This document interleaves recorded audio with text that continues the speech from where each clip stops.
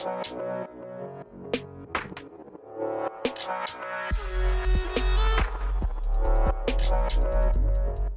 guys, welcome to the channel. This is WvW. In today's video I want to talk about the latest balance patch that came to the game, especially about my favorite class and the main ranger. What changed and how it will affect the class or the gameplay, and if it's going to affect any of my builds for PvE and competitive. So, unlike most of other classes, this one was very small for us. Like, there's not much that big of a change. Only few things that will affect builds here and there, but I still want to talk about them as we did for many patches before. So, starting with Torch. Both the skills of the offhand Torch have been changed a little bit. So, skill 5 do now an initial burst of 3 stacks of burn immediately, so doing like a big chunk of burn immediately if you hit someone with it, or even in PvE, if you apply the field. As you can see, it leaves this burst of flames that you get to see. It didn't exist before. You would simply apply the field, but now it has this different animation than it used to, and it will apply 3 stacks of burst initially, and then keep bolting other 8 stacks for smaller duration, and the total damage is almost the same basically. So this is how it looks, this burst of flame that you can see. And the skill 4 is now ammunition with only 3/4 of a second between 2 uses, and it also applies blind, not just burning. So if you can use it like that, you can immediately hit someone with it again. So why those changes? Technically, Torch is not really a favored weapon for many ranger players, at least in competitive style, because it doesn't offer survivability, control, CC or anything, it's just pure damage. So many players actually avoid it, even so I think it had its place in some builds because of the very strong damage, and ranger have tools to catch people like to immobilize and stuff, so if you can put it in your build, it wasn't the worst thing with a far field and stuff. But now it's a little bit better. Trying basically Arena trying to give it a chance to shine in other game modes, not just in PvE. So why this change is actually happening in competitive, or at least that's what they want to happen. The idea of having initial damage on skill 5 will mean you simply need, like any other skill, to hit someone with it to apply some significant damage, even if they simply avoid the other ticks. So it become more effective than a field that people will simply walk off if you don't really build into catching them or fail to catch them inside it. Skill 4 also have gone into a lot of changes before. It used to be a one target hit that applies some burning, so it was very annoying and useless even in PvE if you ask me, but it changed it to apply the damage to a radius around the target you hit of 180. So you can hit it from 1200 range and it will hit the area of around your target. And right now it's 2 ammunition and it also applies blind, so it has this a little bit of survivability or an effective tool, not just damage. So this is the intentions of Arena. Is it worth it? We apply Torch in any build. I think Torch was already usable, like maybe not great, but it was usable, especially of it's one of the few sources of burning ranger had, and burning is a very strong condition. It applies damage fast. Like it can kill enemy faster than any other thing. So it was a good source for damage if your build allow it, especially if you play on a group. Rangers on a solo style like solo roaming need much more survivability so that they can go easily with something like Torch. But at least it's something better for competitive. And even for PvE, having 2 ammunitions back to back is nice to cleave even normal mobs when you're running around in the open world and trying to kill things fast. It's really decent. So it's a good change overall. Torch is better than it used to. That's basically what it is. Now, a few other changes. Quick Draw is now applying quickness. So every time you swipe weapon, you will get quickness on the cooldown, normally like Quick Draw. So if you, for example, playing something like a Druid, weapon swipe is this, and also it's entering Celestia Avatar.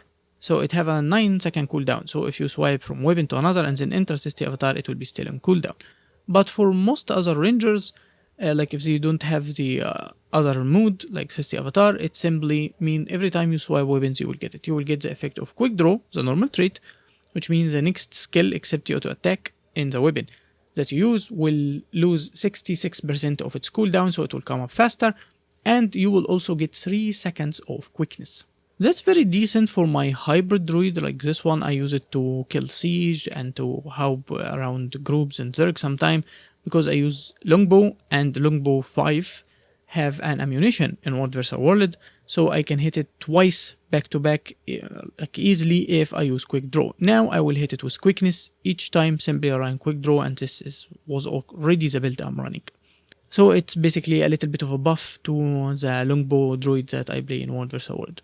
Now another change is also light on your feet. Now is this skill used to give you the effect of light on your feet, basically giving you longer condition duration, and it doesn't actually show in your stats, but it actually work. Like it doesn't show here if you use it. As you can see here, nothing happened, but it actually work on the account or on your character. It used to work only when you dodge. Like there was no other way to actually get it. And then they changed it to also work off quick shot for short bow, because it's a basically short bow trait. It affects the cooldown of your short bow skill and stuff. And they finally made it to work with any dodging skill. So something like lightning reflex will trigger it. Not only that, many other skills, like obviously the quick shot, and also weapon skills like sword, even other skills like Soulbeast Griffin stance, for example. As you can see, it will trigger light on your feet. Even like merging with the bee, any skill that will give you dodge, you don't have to actually dodge anything, it will simply trigger light on your feet, so you can keep up the stacks. And actually this affects stacking, so you can keep up the stacks quite easily. Like as you can see here, and I dodge again, and I dodge again. If you use multiple skills, not necessarily back to back, but before it disappears, you can simply get it again and again and again, and have some significantly higher duration. Now, talking about Soulbeast, Unstoppable Union, this skill became very bad. With this trait, Unstoppable Union, every time you enter or get out of the beast mode, you get protection. It's very small, but I guess it still have its role, because the competition is not really that much better. Unless you play in a boon beast, this trait is insanely powerful. You would usually go with something like Live Fast to get quickness and fury. Like let's say for roaming, let's say even for solo builds in PvE, stuff like that, you would have the quickness and fury. It's quite decent. If you want a defensive style, like you are roaming with Soulbeast, you would go with this one, and it used to cleanse impairing movement conditions. So you would remove immobilize, cripple, and stuff like that. It was a way to simply escape, and it used to even grant vigor, if I remember correctly. And really back in the days when the Best of Fire got released and we just got Soulbeast, it used to be even a stun break. So this skill kept losing too much, if you ask me. Right now, it's simply you choose between an offensive style and a defensive style with only protection, not even regeneration or anything, just protection. So it's a change. My Soulbeast build, if I remember correctly, I was already running the quickness. I was running Live Fast, not this one, because I use staff and I use cleansing sigil on both weapons, stuff like that. So if I remember correctly, I wasn't actually running Unstoppable Union anymore. That takes me to Untamed. Now this trait got reworked. It's now called biorhythm, and it's replaced the older trait, which is Restorative Strike. Restorative Strike looked the same, however it worked very much differently. It used to work that if you unleashed your bit on a 10-second cooldown, you will get the effect of Restorative Strike. For 4 seconds, 33% of your outgoing power damage will turn into healing, and you will get 3 seconds of protection. If you play in a survival build like this condition thing, you can also turn the protection into healing, and you get an insane healing with 33% anyway. So it was more of a power or a hybrid trait for crazy survivability. And a defensive side. So it lowers the damage by protection, 33%, and it will give you healing. However, right now, it gives you this effect called biorhythm. Biorhythm will give you 2% healing from outgoing damage attack, and the maximum stack is 5. It's on an interval for 4 seconds. So 5, that means total of 10% only, not 33%. However, if you have the 5, next time you unleash yourself or your bit, you will get this effect, which is Vow of the Untamed. What is Vow of the Untamed? It is this minor trait. This is working normally, that if you are unleashed like that, you will do 25% more outgoing damage. However, if your bit unleashed like that, you will take less of 25% ongoing damage. So this is a defensive style, like your bit, imagine tanking for you, and this is the offensive style when you actually want more damage. The way biorhythm work, that if it trigger valve the Untamed, you will get both the effect. Your bit get nothing, it's just for you, but you will get both of the effect. As you can see here, I get the effect, my bit get nothing. So how the trait work, because it's a bit confusing. First of all, I think this 10-second cooldown is just a leftover from the older trait, because this thing have no cooldown basically. It's all working on the interval thing. And I will struggle a bit to understand how it will work, but I will tell you what I got. So basically, if you have no stacks whatsoever, if you get in combat, you will get Valve the Untamed. So maybe this is the cooldown of 10 seconds. It's basically that you don't need the biorhythm, but I don't have biorhythm, I don't have anything, not a single stack, and once I use the unleashed state, I will get it. And biorhythm immediately start counting to 5. If you got to 5, it doesn't matter the amount of stacks that you have on you. The next time you press this button, you will get Valve the Untamed and you will start getting more biorhythm stacks. So I have nothing here right now. So since I have nothing, like we said, you will get Valve the Untamed, as I got it. If I wait to 5 here, I switch and I get it again and I start counting biorhythm again. Same way, if I use it again, and that's how it goes. So every 5 seconds, if you keep doing this, you will keep up Valve the Untamed permanently, just to reach stack of 5. Even if those 5 drops. As the tooltip tell you, if you got 5, doesn't matter if they got removed or if you're going down to 3 or 2, you just had to reach 5 each time. So I will use it again and I will wait for it to drop lower than 5. As you can see, now I have 4 and I switch, I will still get it. You just have to get to 5 once. So to get Valve the Untamed each time, you need to either have no stacks or to reach 5, no matter if you're already on 5 or if you waited too long so they started dropping, it doesn't matter. Just get to 5 or have no stacks at all. But if I don't get to 5, as you can see, I do not get Valve the Untamed. I will keep switching only to count more biorhythm until I have 5, and then I will get to trigger Valve the Untamed. So 2 stacks only or 3, I don't get it. Again, I don't get it. Again, I don't get it. I will never get it until I get to 5. So how do you get permanent Valve the Untamed? You start a fight, you will get it easily, and then get to 5, switch, get to 5, switch, get to 5, switch. So what do I think of this trait? This trait compete with Let Loose, which give you double access to Unleash Ambush skill, which will give you also from Natural Fortitude the life siphon damage and healing. So that means you get healing actually from Let Loose, and you get to help your allies with quickness and might, and help yourself for Boon Blade. And also you repeat the skills for the Immobilize, the Blade, depending on what weapon you use, you get access to the Unleash Ambush skill. So a strong skill for your weapon, an extra healing and boons. If you play in power build, you don't want the boon, you don't want anything, you're doing DPS and your allies giving you the boons, then you better go with Ferocious Symbiosis, because it will give you 25% like Valve the Untamed, but to boost you and your bit the moment you get the full stack. So where does this trait sit?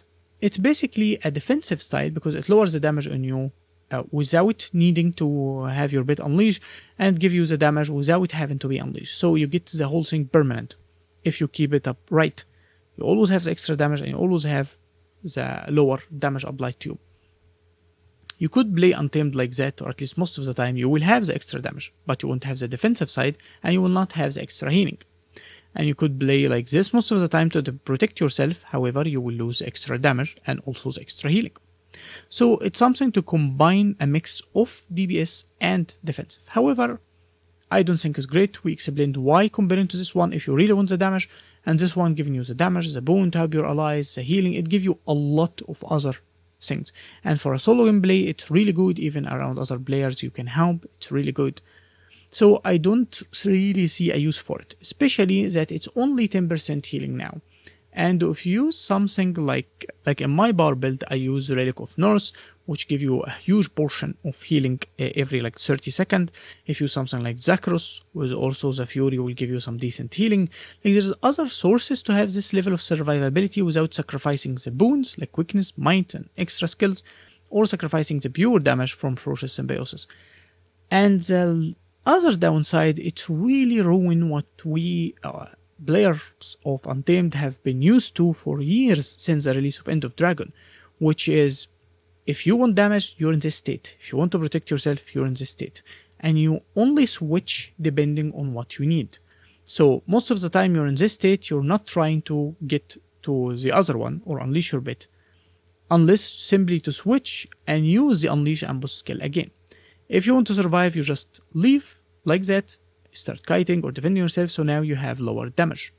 If you're a pure condition player, for example, you don't really care for the outgoing damage, so you can play safely in this form a lot more the time than comparing to a power ranger. Now you need this 5-second rule of you keep switching, and it's not really comfortable. You can get used to it because it's a 5 seconds, so every 2 switches you will be able to time well your unleash ambush of the weapon of your desire. But like I said, it doesn't give you defensive this much like you really wanted. It doesn't give you offensive side this much like you really wanted, and it will change how you play or the rhythm of the Untamed, and I really don't like this part. Now the last change is for cleansing unleash is now actually show on your character here. So whenever you cleanse a condition, it will go away because you unleashed or unleash your bit and you cleanse condition, it will go away until the cooldown tick, and now it will come again. So people who couldn't really keep track with it very well now can be able to see it and know when they have access to a condition cleanse. Now there is other few changes that happen to the B and basically for the Soulbeast in BvB and to the B in general. So in BvB people play either a power Soulbeast kind of thing and a poison Soulbeast, and I would say very few would play a normal like condition focus on bleeding or stuff. So those builds got a little bit of a nerf. So normally this build run B and run Fernhound, the Silvari dog, and the healing one. I was running actually the same kind of thing in my own build for World vs. World roaming. They were probably the most optimal. The sustain that come from the healing from the dog, and you also use a knockdown, a mobility skill. It was very decent. Combining this with the survivability and CC that comes from the B was all your utility. It give you a really decent flow. So in BvB only, not for our roaming build, the healing from the Fernhound got reduced. Griffin Stance, which was working especially for the power version, I would say, even so some people use it also for the poison version. I guess people used it for both most of the time. Got an internal cooldown for 1 second for the evasion bonus, which is quite the nerf. Primal Cry, which also to affect the B, but it will affect any bit of condition, got its cooldown increased from 20 seconds to 25, but also in BvB only. The two other skills of the B, it's Bumble, which it's basically like Ball Charge for Warrior, but it's a weaker version. It's a dodge, a 3-second knockdown for 600 reduce, and an evade. So now the knockdown is 2 seconds instead of 3 in BvB, but everything else is kept the same. Sting and Sorrow was used to hit hard if you blame power or if you blame condition. It give you some decent poison and it hit hard for power too. Got the power coefficient per hit reduced by 1/3 because it's basically a condition bit. It shouldn't really do this much power damage anyway. So this thing got adjusted. However, it's only in BvB, which means the entire build work exactly the same in World vs. World for roaming, and I will put it also in the description if you want to check it. I have even playlists for World vs. World builds that I do across the years, and also one dedicated for Druid in specific and details everything to teach how it plays for roaming in World vs. World. So that's it for the video. As you can see, nothing really changed with my build. Like the longbow druid got buffed, simply having access to quickness from here. The Soulbeast is exactly the same, and the short bow version got more access to light on your feet, which is decent because now this skill will also trigger it, but every other skill was already the same. My condition Untamed got its torch better, and my bar Untamed is still the same. This was all the patch notes for Ranger, not much changed. I hope you found this video informative. Leave a like and subscribe if you didn't already. Put any question in the comments and I will be reading them and answering them, and I will be seeing you next time. Peace.